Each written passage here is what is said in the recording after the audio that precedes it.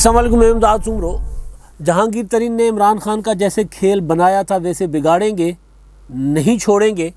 उनके ख़ानदान को अजियतें दी गई, वो ये समझते हैं। उनके ख़ानदान के ख़िलाफ़ मुकदमात किए गए, उनका कारोबार तबाह करने की कोशिश की गई, लिहाजा हिसाब तो होगा, ये सोचते हैं जहांगीर तरीन। और इन दिनों फिर जहांगीर तरीन है ख़बरों में, और ख़बर आती है जहांगीर तरीन अगर किसी MP MNA से मुलाकात कर देते हैं, किसी दोस्तों को बिठा देते हैं तो ब्रेकिंग न्यूज़ हो जाती है। अब जब जहांगीर तरीन नथिया गली, जहां बैठकर तहरीक इंसाफ को, या बनी गाला या नथिया गली, दो मकामात थे जहां बैठकर तहरीक इंसाफ को इस्लामाबाद में वज़ीर आज़म हाउस तक पहुंचाया गया था, वहीं नथिया गली में जहांगीर तरीन अपनी सियासत का नया फ़ैसला, नई राहें मुतय्यन करने जा रहे हैं। ख़बर आई है, कल से चल रही है, कि जहांगीर तरीन ने 2 अगस्त को अपने दोस्तों के साथ, अपना जो हम ख्याल ग्रुप है उनके साथ नथिया गली में कुछ वक्त गुजारने का फ़ैसला किया है। इजलास बुलाया है, वहाँ पर मुशावरत होगी। क्या मुशावरत होगी, क्यों मुशावरत होगी, अब ऐसा क्या आन पड़ा है कि जनाब जहांगीर तरीन अचानक, क्योंकि बज़ाहिर तो उनके मामला ठीक चल रहे हैं। उनका मुकदमा जो था FIA का, जो इमरान खान साहब ने कहा था कि जी मैं ब्लैकमेल नहीं होता, मैं नहीं झुकूँगा, सवाल ही नहीं पैदा होता, मैं माफिया, ये माफियाज़ हैं, इन्होंने लूटा है मुल्क को, इन्होंने खरबों रुपए लूटा है, मतलब वो जो बड़े बड़े भाषण वज़ीर आज़म इमरान खान साहब देते रहे लोगों को, उसके बरक्स जहांगीर तरीन ग्रुप जैसे ही सामने आया तो इमरान खान साहब ने कहाँ गई FIA, कहाँ गई तहकीकात, कहाँ गए शहजाद अकबर। हालांकि शहजाद अकबर साहब इमरान खान साहब के बहुत लाडले, बहुत चहीते, सब कुछ करीबी यार दोस्त कुर्बान करके भी इमरान खान साहब को शहजाद अकबर पर ज़्यादा एतमाद है। शेख रशीद से ज़्यादा, शेख रशीद जो जिनको कभी चपड़ासी बनाने को इमरान खान कहते थे कि जनाब मैं तो इनको अपना चपड़ासी ना बनाऊं, वज़ीर क्यों बनाऊंगा, इत्तेहादिया अपने साथ क्यों मिलाऊंगा। लेकिन ज़ाहिर है शेख रशीद साहब में कोई गुण थे, शेख रशीद साहब की कोई सिफारिश थी, शेख रशीद साहब किसी के लाडले थे, तो फिर इमरान खान साहब के पास पहले वजारत रेलवे, पाकिस्तान में सबसे इम्पोर्टेंट वजारत समझी जाती है रेलवे की, वैसे भी दुनिया जहान में बहुत बड़ी वजारत है ये, और उसके बाद वजारत दाखिला, वो भी बहुत बड़ी। तो शेख रशीद जैसे वज़ीर को कुर्बान किया शहजाद अकबर साहब पर इमरान खान साहब ने, क्योंकि आधी वजारत उनकी FIA, वरना तो इस्लामाबाद की थोड़ी सी टेरिटरी है ना इस्लामाबाद, उससे बाहर तो फिर वजारत दाखिला रहती नहीं अगर FIA उसके पास ना हो। तो FIA को तोड़कर इमरान खान साहब ने दे दिया शहजाद अकबर साहब को, शेख रशीद साहब की कुर्बानी दी।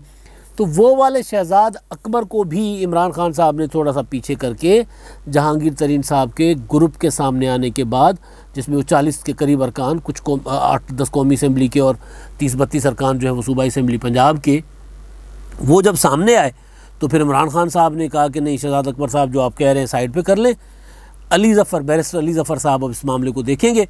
और बैरिस्टर अली ज़फ़र साहब की रिपोर्ट जो पब्लिक होनी थी, वो रिपोर्ट पब्लिक तो नहीं हुई, लेकिन उस रिपोर्ट के बाद या उस ग्रुप बनने के बाद, वो जो ब्लैकमेल नहीं होऊंगा, मैं झुकूंगा नहीं, खान झुकता नहीं है, आपका कप्तान किसी के सामने नहीं झुकता, वो लेट गए थे, बिल्कुल लम्बे पै गए सी।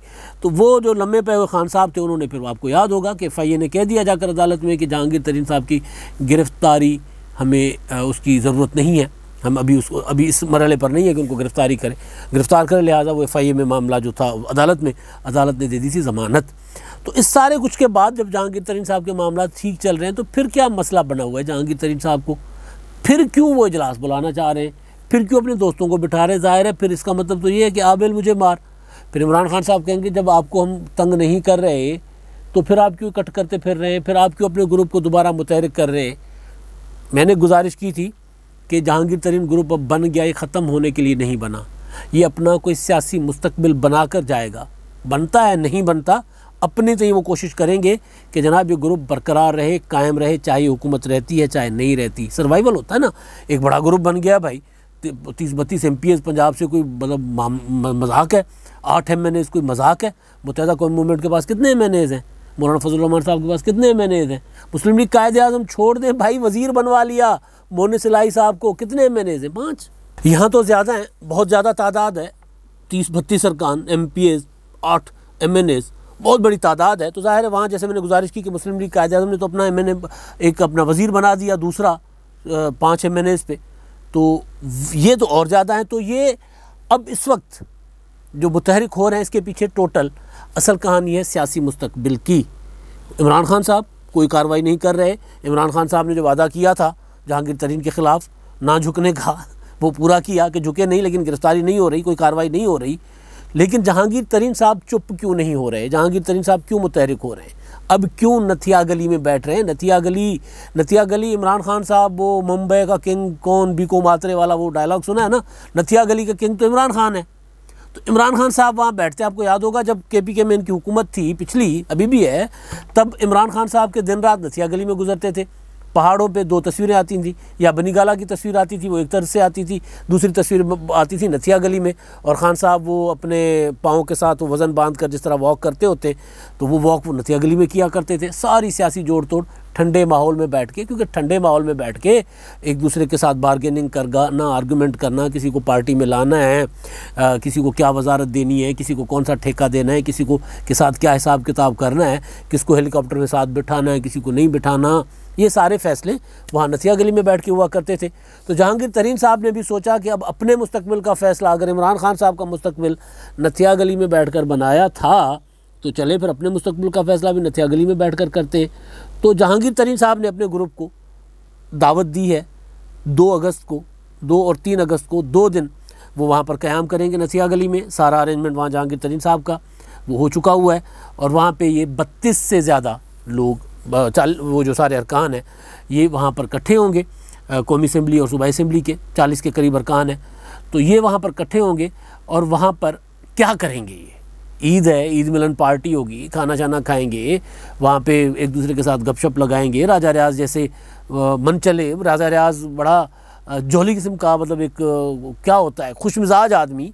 राजा रियाज के साथ हमारी बड़ी अच्छी दोस्ती है, अच्छा ताल्लुक़ है, लेकिन बहरहाल वो बहुत ही महफिल में बैठ के गपशप लगाने वाला, हंसी खुशी चलने वाला आदमी, तो राजा रियाज होंगे। बाकी वहाँ पर दोस्त हैं PTI के जो वो जो हम ख्याल ग्रुप के लोग हैं, वो वहाँ बैठेंगे। वो क्या करेंगे? वो आएंगे इधर उधर के जो बकरे का वो उसका ईद कुर्बान का गोश्त आएगा वो खाएँगे, वो वहाँ पर वो गपशप करेंगे। मुकदमात नहीं है, मुकदमात का इशू नहीं है, वो डिस्कस नहीं होगा उस तरह। अच्छा हाँ, एक इशू डिस्कस होगा कि जो वादा किया गया था बजट में कि जी आपके साथ जो आपके काम है, जहांगीर तरीन ग्रुप के जो अरकान थे, मैंने उनको, उनके हलकों में कोई लिफ्ट नहीं थी, उनके तरक्याती काम नहीं थे, फंड्स नहीं थे। वादा किया गया था जी आप बजट में हमारा साथ दे दें, हम वो आपको दे देंगे फ़ंड्स। तो वो फंड्स वाला इशू है। उनके इंतज़ामी इशूज़ जो उनके हैं, तो वो क्या होता है, अपना पोस्टिंग्स होती है ना, उसको क्या कहते हैं, ट्रांसफ़र पोस्टिंग्स के मामलात होंगे, वो उस तरह के मामलात, ये सारे मामलात जो हैं वो अपना ज़ेर बहस आएंगे कि जनाब कितने काम हुए, नहीं हुए, अगर नहीं हुए तो उसको आगे कैसे लेकर चलना है, किस तरह दोबारा इसको परसू करना है। लेकिन ये है आर्जी, ये है इस हुकूमत, जब तक की हुकूमत है तब तक के लिए। इस हुकूमत के बाद क्या है? इमरान खान साहब तो फैसला कर चुके हुए हैं कि जहांगीर तरीन ग्रुप को तो अब दोबारा टिकट नहीं देने।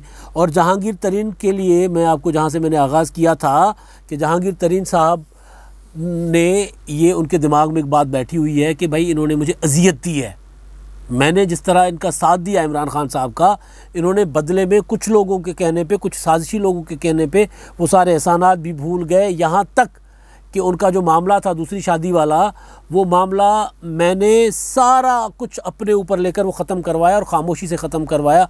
उसके बाद वो किताब शिताब आ गई और मामला है, और उसको भी हैंडल किया, सारा कुछ किया। लेकिन यहाँ पर ये है कि जनाब इन्होंने तो, चले मेरी ज़ात तो और बात है, मेरे साहबजादे बेटे तक को नहीं बख्शा, उनके ख़िलाफ़ मुकदमात। वो आज मैं उसका ट्वीट पढ़ रहा था, जमैमा खान साहबा का मरीम नवाज़ को जवाब था कि जी आप हमारे बच्चों के ऊपर इस तरह की वो बात, मतलब वो जो कि पाकिस्तान में हमें यही जो था तासुब मेरे साथ बरता गया, इसी वजह से मैं पाकिस्तान से 2004 में वापस आ गई थी, तो अब तो यहाँ आ गए, हमें बख्शे। तो उन्होंने कहा, मरीम ने जो जवाब दिया वो ये था कि जी मुझे आपसे और आपके बच्चों से दिलचस्पी नहीं है, आपके खावन जो है वो मेरे बेटे तक जाते हैं तो फिर मुझे जवाब देना पड़ता है। इस तरह का उन्होंने जवाब दिया।